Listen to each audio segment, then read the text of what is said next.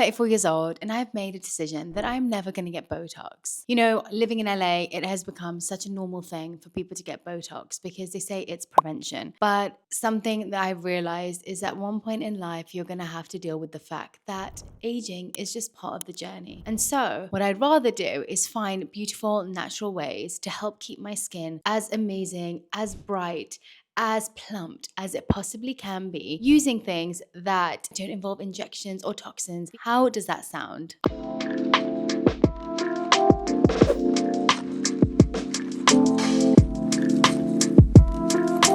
But ultimately, it's still a toxin that is being put into your body. So if you are trying to avoid going down the Botox route, this video is for you. I'm going to share all the things that I have used, tried, tested that has allowed me to live a Botox-free life very happily. I have worked really hard to try and keep my skin as plump as possible. And so I wanted to share some of my tips and tricks that I have found have made a big difference over the years. You know, you really notice your skin changing after you hit your 30s, but I think that this is relevant whether you're in your 20s, whatever age you are. These tips are going to be so useful for you to feel like your skin is the best that it's ever been. I'm not sure people really know this, but Botox actually comes from a bacteria called Clostridium botulinum. It is one of the most potent neurotoxins, and that basically means it is a toxin that can affect your nerves and your brain. But scientists out there figured out that when you use it in small doses, it can actually help to freeze muscles. When you freeze muscles, especially in the areas where you're noticing fine lines, it stops you creating the expressions on your face. Let's talk about what collagen actually is, because I feel like everyone's talking about collagen, and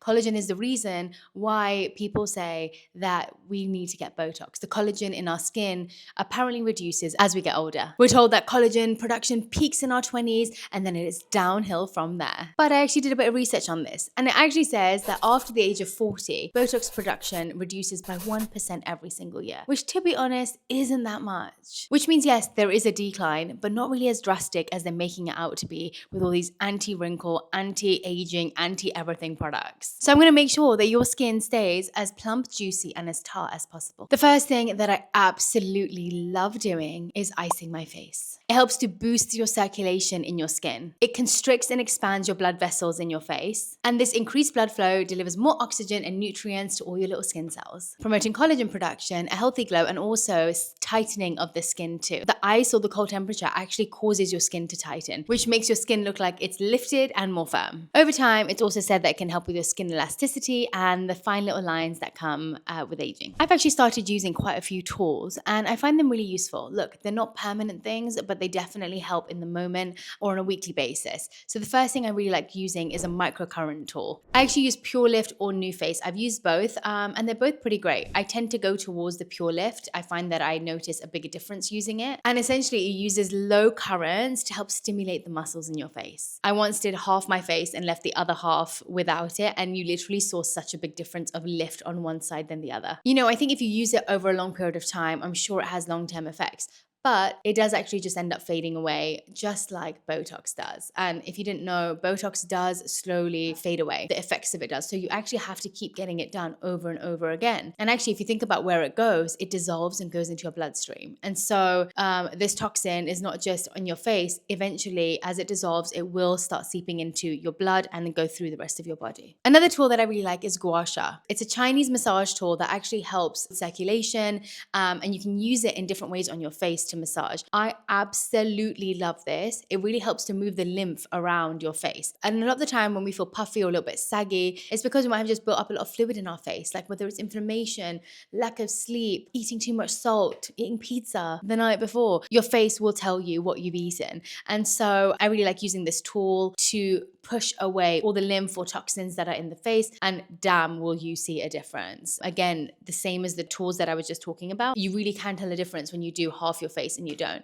There are so many different videos online to show you how to do it, but essentially you're always trying to move inwards to outwards. You're moving it towards all your little, there's points actually in our face where the lymph is drained from. And so you're really always going out and up, out and up, out and up. And you can even do it underneath here. It really helps to tighten everything up. The last tool that I really love is called Kansamand. This is an ancient Ayurvedic tool that has been used for years. Kansa is a detoxifying metal. And essentially when you're using it, not only does it help to do the same as the other tools, it has one extra benefit. The Kansa metal helps to remove toxins and impurities from the skin. Actually, when you start to use it, you'll see grayness appear on your skin. And that's essentially the metal combining with the impurities in your skin and oxidizing and bringing those impurities to the top, which is kind of cool. And lastly, this one is absolutely free. It is using your hands, the things that God has given us to massage our face. And so I actually do this every single day. I have the tools, but the thing that I love the most, face massage, where I'm pressing from inside of my face all the way to the outside,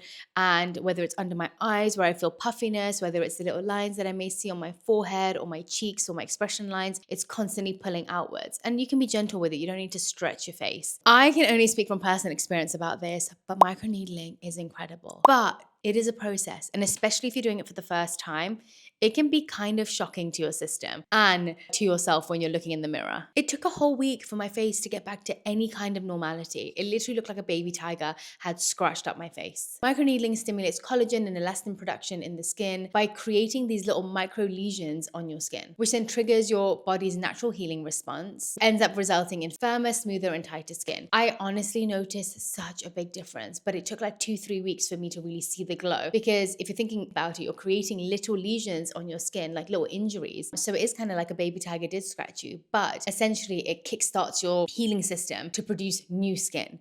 And so in 2-3 weeks time, my skin was glowing. It's something that I definitely would do again, but you just need to know that 1 week or even 2 weeks, you're gonna not feel like yourself. Your skin is gonna look really different, and the healing process is not cute. I noticed the difference in skin tightness, my hyperpigmentation. I was getting melasma in these parts of my skin, huge difference in that, and also just general tone and color over my face. There are little rollers that you can get at home to do it yourself, but I honestly recommend getting it done by a professional, because at the end of the day, you are piercing your skin barrier, and that can lead to so many things. So if you are able to do a treatment here and there, I really recommend getting it done by a professional. I've also heard about skin tape. I just don't like the idea of glue or sticky tape on my face, but I've seen people do it a lot and they say it makes a difference. Like you tape up your face. But honestly, I don't think I'm into it. Look, there's all these things that you can do externally, but we all know glowy skin comes from the inside. It really does.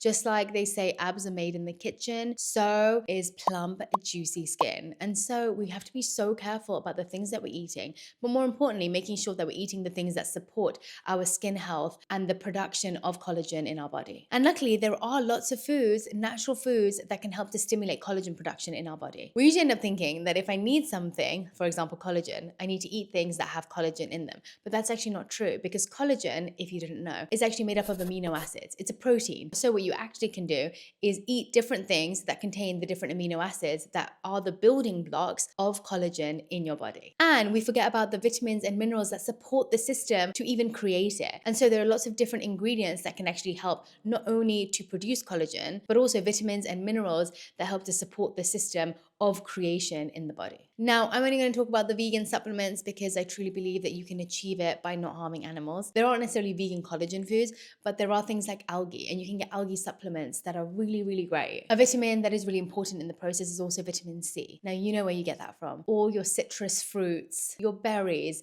bell peppers, some really easy ways to get it into your diet, and also amino acid rich foods. Now, amino acids, like I said, build proteins. So having protein rich foods in your diet, whether it's edamame, tofu, tempeh, beans, lentils, seeds, nuts, so many incredible foods that can actually help with this. And then we have silica, which is a mineral that helps to strengthen the bonds between the collagen. And that's eating things like banana, leafy greens, and oats. So see, they're not like obscure ingredients. Honestly, they're things that you can get every single day from your grocery store. But really and truly, you just need a balanced diet. And I know people get tired of hearing that, but honestly, there are so many fads out there of like extreme dieting and healthy skin. And from my own experience, the time my skin is at its best is obviously one when I'm eating hydrating foods and making sure I'm drinking water. So when you're going shopping, be mindful of that. Every single fruit and vegetable that exists out represent the different vitamins that are in there. It's such a beautiful way to be able to see whether you're getting all the vitamins and minerals that you need on your one plate. And so when you're going shopping next, Make sure you're getting blues, greens, reds, oranges, purples. It's such a beautiful way to also experiment with in the kitchen. Try new things. The more variety you have, the better for your gut and the better for your skin. And by the way, let's not forget the gut microbiome and skin connection. It is undeniable. So the happier your gut is, the happier your skin is going to be too. And the more variety you have, the happier your gut microbiome is, but also the more vitamins, minerals, and nutrients that you're getting to help support the collagen production in your body. So all in all, eat the rainbow. Now I think we should move on to skincare products because there are some really great ones out there. Retinoids are the holy grail of anti-aging ingredients. It comes from vitamin A and it helps to stimulate the collagen producing enzymes in your skin so that you can make more and more collagen every day. So you can find lots and lots of products with topical retinoids in them. The brands are endless, but if you want an alternate, sometimes retinoids can be a little bit irritating in the skin. Bactiol, I think that's how you say it, is a great alternative and it's a lot gentler on the skin. I'm sure you've seen hydrating peptide moisturizers, serums, all the things. And honestly, peptides are great. They help send signals to your skin to keep producing more collagen. Again, obviously they help to support collagen, but also help to fight off and defend against all the free radicals and the things that actually cause aging on our body, like the external environmental things. A nice gentle exfoliation or a peel. I'm actually doing a peel soon, so I'll definitely share about how that goes. Probably the first peel I've really done. It's basically just taking off a layer of your skin. That's essentially what a peel does, just to bring to surface some new skin cells. I usually do a gentle exfoliation every single day. I think it helps to remove the impurities, but also slowly, it's like a slower way of doing a peel. Essentially, you're taking away all the dead skin cells, allowing the new ones to shine bright. Hyaluronic acid. Deep hydration is so important. I notice such a difference when I'm dehydrated. I see all my lines way more than I normally do. And so making sure that not only are you drinking enough water, but you've got products that are super hydrating, and hyaluronic acid products are great for that. I found out that hyaluronic acid just gives such deep hydration. It holds up to 1,000 times of its weight in hydration, which means that anything that you put on your skin, it's essentially like pulling in hydration from the outside and locking it into your skin. It attracts and retains water. These are some of my favorite products that I'm using right now, but there are so many other brands that do a really good job too. I use this vegan collagen spray from Kosas, this Iris and Romeo reset spray, the Outlet vegan collagen prep serum, and this shiny Darden peptide cream. For vitamin C, I love using this dewy deep cream. Oh my gosh, the glow it gives. I've actually got it on right now and it's made my skin look so glowy. I also have this moisturizer at the moment by Lesse and it's an essential vitamin C moisturizer. You're probably thinking, oh my God, how do I incorporate all of these into my daily routine? So I'm actually going to share with you a simple, easy way to incorporate these because there's also a technique to how you layer these products. I actually have a YouTube video on how to layer your skincare, which I definitely recommend going back to. But let me give you a quick lowdown on how to use these products if you end up getting them. Essentially, you're going from lightest to heaviest. That's how you have to see it. So you cleanse, you tone, you then put your vitamin C serum on. Then if you have a hyaluronic acid serum, you can put it on there. In the evening, I usually do a gentle exfoliation. Then I put my retinol or peptide. I usually only do retinol at night just because I don't really want to have it on when I'm in sunshine. Then my moisturizer, or sometimes I'll do an evening oil, and that's about it. Don't forget that your skin repairs overnight, and so having good sleep is so important for your skin. And so getting a solid 7 to 9 hours, obviously if you've got a baby that may not be possible, but if you don't, you've got no excuse. Make sure you're trying to get 7 to 9 hours. And so if you struggle with sleep, I also have a sleep YouTube that you can check out to try and help make the quality and quantity of your sleep better. I just want to leave you a little reminder. Obviously do all of this. I do all of this. I absolutely love skin and I love learning about how to naturally make skin as glowy, vibrant, and firm as possible. I love juicy skin. I also just want to remind you that our face is supposed to move. Like every single expression line on your face. You know, I really started using the word expression line instead of wrinkle because that's exactly what it is. It is an expression line. When we laugh, when we cry, it's just a way that we show emotion. And so trying to get rid of that seems really sad. It's almost like trying to erase the feelings and emotions that we have showing up on our body. And so see it as a blessing that you have so much to be emotional about, that you have so many things to laugh about in life. And I will show you just so you understand. Of course, I also have them. You may not see it from far, but I'm going to show you from close up. And when I smile and when I cry, there's just so many lines on the face. And honestly, I think it's so beautiful. But at the same time, your skin can still look glowy and delicious. And hopefully these little tips help you. So let me know if you try any of these and let me know what worked for you. And also in the comments, share some of your tips and tricks for anybody who's lived a Botox-free life.